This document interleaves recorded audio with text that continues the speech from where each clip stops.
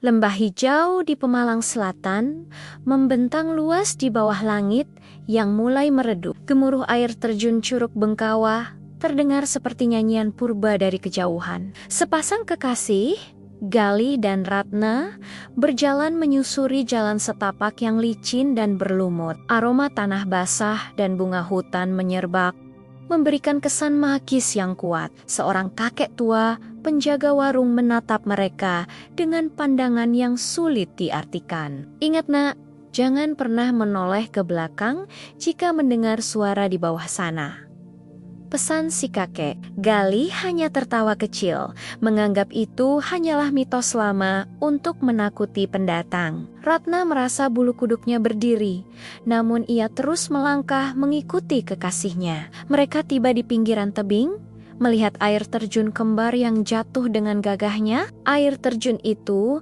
tampak seperti tirai putih raksasa yang menyembunyikan rahasia besar. Kabut tipis mulai turun menyelimuti permukaan air di dasar curug. Galih mengajak Ratna turun lebih dekat ke area bebatuan besar di bawah.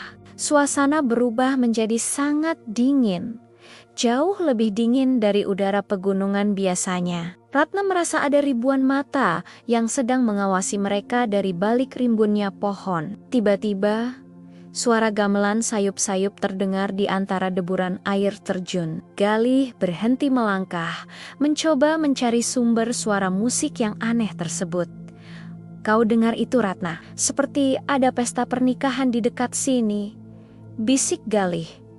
Ratna menggeleng ketakutan dan mengajak Galih untuk segera kembali ke atas. Angin kencang tiba-tiba berhembus, membawa aroma melati yang sangat menyengat. Di balik tirai air terjun, muncul bayangan dua sosok manusia berpakaian pengantin Jawa lengkap. Sosok pengantin itu tidak menapak tanah.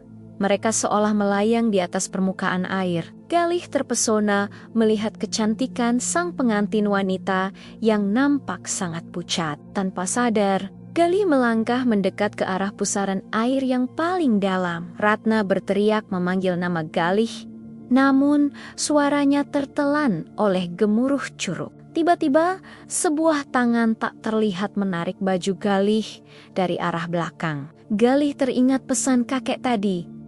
Namun rasa penasaran mengalahkan akal sehatnya. Ia menoleh ke belakang dengan cepat, berharap melihat siapa yang menariknya. Namun tidak ada siapa-siapa di belakangnya, hanya kekosongan yang gelap. Saat ia kembali menatap ke depan, wajah pengantin gaib itu sudah berada tepat di depan matanya. Mata pengantin itu hitam pekat tanpa selaput putih, menatap Galih dengan penuh amarah. Ratna melihat tubuh Galih terseret perlahan masuk ke dalam jeram air yang deras. Ia berusaha mengejar, namun kakinya terasa berat, seperti tertanam di dalam tanah. Sepasang pengantin gaib itu kini menggandeng tangan Galih, membawanya menuju dasar sungai. Suara gamelan semakin keras, berubah menjadi suara tangisan yang menyayat hati. Ratna jatuh berlutut, menangis histeris melihat kekasihnya menghilang ditelan buih putih.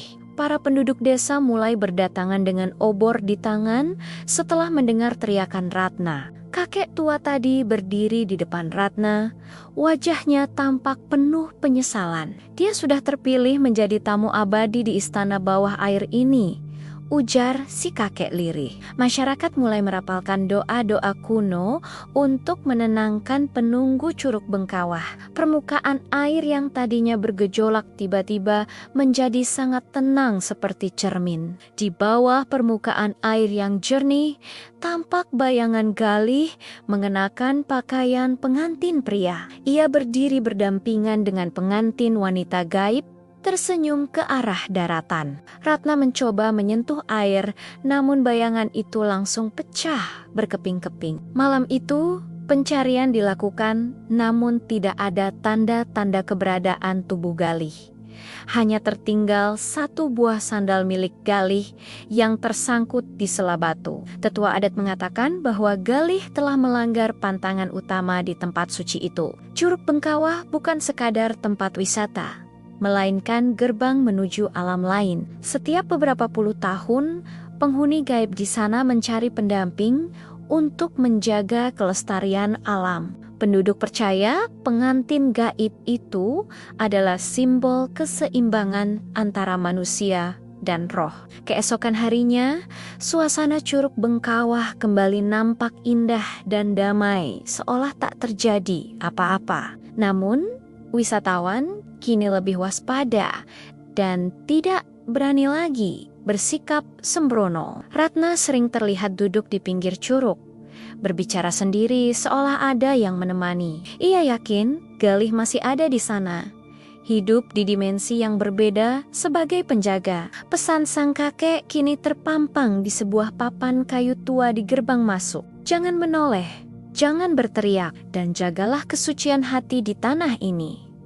Setiap kali kabut tebal turun, warga sekitar akan menjauhi area air terjun. Mereka tahu bahwa saat itulah pesta pernikahan gaib sedang dilangsungkan kembali. Aroma melati yang mendadak muncul adalah tanda bahwa sang pengantin sedang melintas. Hingga kini, misteri hilangnya Galih tetap menjadi cerita tutur yang melegenda. Curug Bengkawah tetap berdiri megah dengan dua aliran airnya yang abadi. Banyak yang mengaku melihat sosok pria mirip Galih berdiri di atas batu saat senja. Namun saat didekati, sosok itu akan menghilang, menyatu dengan uap air. Keindahan Curug Bengkawah menyimpan duka sekaligus penghormatan mendalam bagi warga Pemalang. Siapapun yang datang harus menundukkan kepala sebagai tanda permisi kepada sang penguasa. Jangan pernah menantang alam jika tidak ingin menjadi bagian dari sejarah yang hilang. Langit Pemalang Selatan kembali memerah, tanda waktu bagi manusia untuk pulang. Suara burung malam mulai bersahutan, menggantikan kebisingan di siang hari. Di dasar curug yang paling gelap, sebuah kerajaan megah berdiri tak kasat mata. Galih kini duduk di singgasana, menatap dunia manusia dengan kerinduan yang abadi. Ia telah menjadi bagian dari legenda Curug Bengkawah yang takkan pernah pudar. Kisah ini menjadi pengingat bagi setiap jiwa yang haus akan petualangan, bahwa ada batas yang tidak boleh dilewati antara dunia nyata dan dunia gaib. Ratna akhirnya pergi meninggalkan desa dengan hati yang hancur namun penuh pengertian. Ia tahu bahwa kekasihnya tidak benar-benar mati, melainkan berpindah tugas. Air terjun kembar itu terus mengalir, menjadi saksi bisu cinta yang terenggut mistis. Setiap tetesan airnya membawa pesan tentang kesetiaan dan kepatuhan pada adat. Warga desa terus menjaga tradisi memberikan sesaji bunga setaman setiap bulan Suro. Hal ini dilakukan agar sang pengantin gaib tetap tenang dan tidak meminta tumbal lagi. Misteri ini terus hidup, mengalir bersama arus sungai menuju muara. Lembah Curug Bengkawah tetap menjadi tempat yang sakral dan penuh wibawa. Jangan pernah meremehkan bisikan angin yang lewat di telinga saat kau di sana. Karena bisa jadi itu adalah ajakan untuk tetap tinggal selamanya di dasar air. Langkah kaki pengunjung haruslah ringan tanpa niat buruk sedikit pun. Ketenangan alam adalah cerminan dari ketenangan penghuninya. Jika kau merasa ditarik oleh sesuatu yang tak terlihat, tetaplah menatap ke depan. Jangan biarkan rasa takut membuatmu melakukan kesalahan fatal, seperti Galih. Keindahan yang mematikan seringkali terbungkus dalam pesona yang luar biasa. Cahaya bulan purnama menyinari puncak air terjun dengan sangat terang, memberikan efek magis pada setiap percikan air yang jatuh menghantam batu. Seolah-olah ribuan berlian sedang dijatuhkan dari langit Pemalang. Namun, di balik cahaya itu, kegelapan tetap mengintai di sudut-sudut yang tak terjangkau. Para pengawal gaib tetap berjaga di balik rimbunnya pohon-pohon tua yang raksasa. Mereka memastikan tidak ada lagi manusia yang berani mengusik ketenangan istana mereka. Cerita ini berakhir di sini. Namun, misteri Curug Bengkawah akan terus berlanjut. Selama air masih mengalir, selama hutan masih menghijau, legenda itu akan tetap ada. Simpanlah kisah ini sebagai bekal jika suatu saat kau menginjakkan kaki di sana. Ingatlah pesan terakhir ini sebelum kau benar-benar sampai di bibir curug. Tutup telingamu jika mendengar musik yang terlalu indah untuk ukuran hutan.